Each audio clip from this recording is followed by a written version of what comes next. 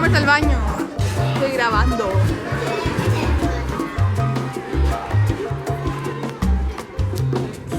Giancarlo, no hagas eso, por favor.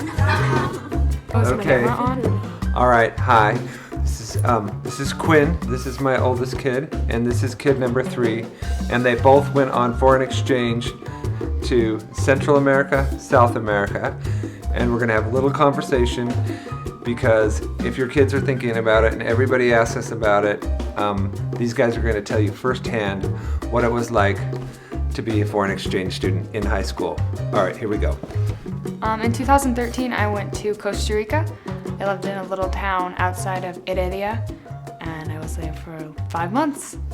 I went to Chile, a town called Curico, like 2 hours south of Santiago. When did you get back? Like 3 days ago. It was something that no one in my high school had ever done before. And I kind of told the counselors, hey, I want to do foreign exchange, and they looked at me like I was crazy, and then I was like, fine, I'll figure it out on my own, and I looked on Facebook, and someone suggested AFS, and so I just went for it, and my lovely parents were very supportive, and I was able to go for it. And then this little one followed my example. Yep.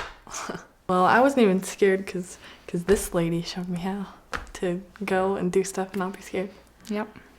My mom basically did everything. She was so excited for me to go and so supportive. And yeah, my dad too. One of the things that we always get asked as parents sending our kid on foreign exchange is, how could you possibly send them off out into the world at, high school age? And, my answer is, how could you not give them that opportunity if it's something that they are up for and they are interested in?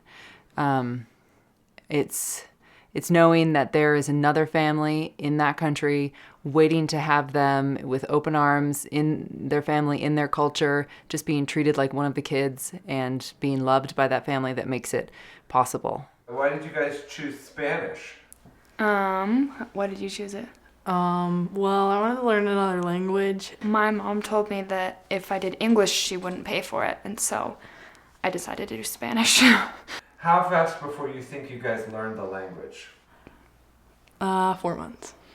I would say at 3 months I understood it, but then by 4 I could speak it. I think I'm fluent. Like, I can say everything I'm thinking. I can carry a conversation. I've had jobs now where I only speak Spanish, and I love it. Tell me about your first day at school. It was the most terrifying day of my life. I wanted to cry for like 2 days before going to school. I didn't want to do it at all. And then my host mom dropped me off, passed me off to some random guy and just said, take care of her. It was terrifying, and I didn't understand anything. I was introduced to 2 girls, like, at the very first, and all day they showed me around. Yeah. And everybody asked me the same questions, but What questions did they ask you?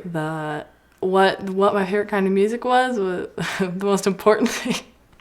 But the culture is just so caring that I always felt so comfortable, and that I wasn't even scared. It was a good day.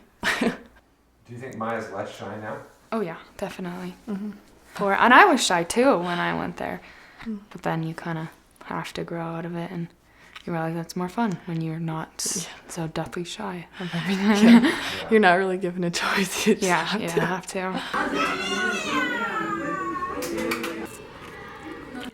Espérense.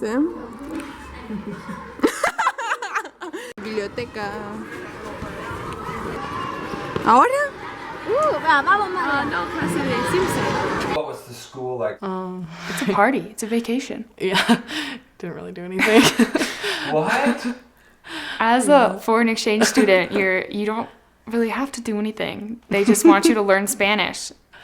Yeah. So you sit through classes, but homework? What's that? I don't have to do that. But you got credit and everything. Oh, yeah. Mm-hmm. It transfers right through.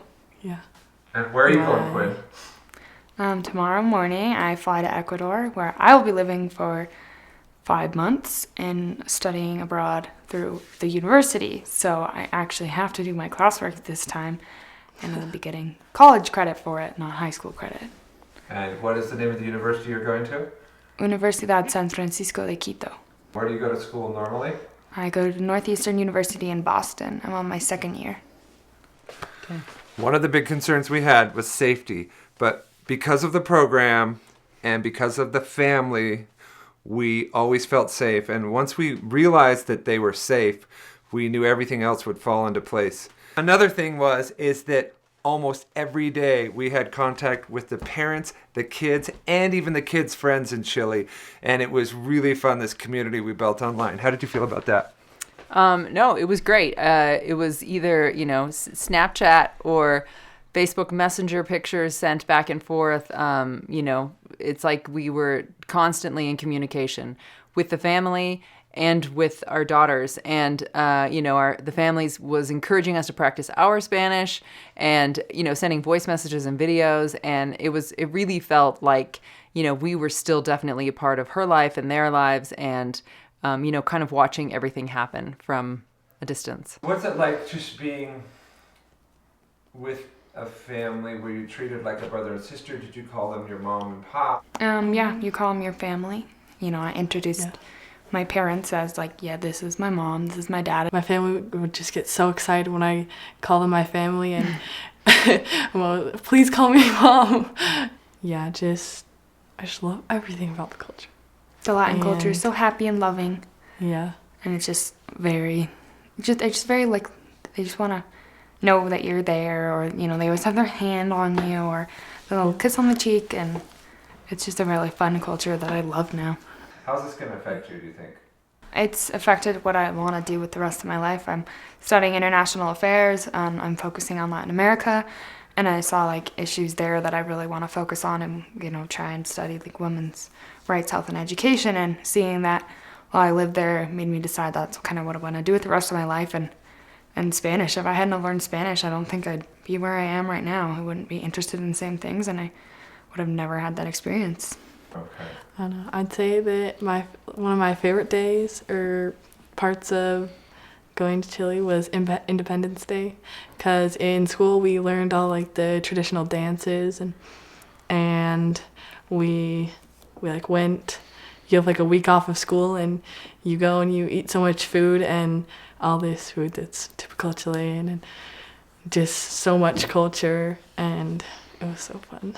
Yeah, you get to experience the culture as a local. You're not a tourist. You are a part of it because you're living with these people and you're experiencing what they experience, and it's just a way that you'd never be able to see it if you're just a tourist there visiting for the week. What was it like meeting the other foreign exchange students? Yeah. Nobody ever really talks about this, but I went to there was a 2-day camp before I even went to my town and met my family, and it was just so cool to see all these hundreds of different cultures and kids talking, and all the Germans and the people from Iceland and Thailand and everywhere. It was amazing.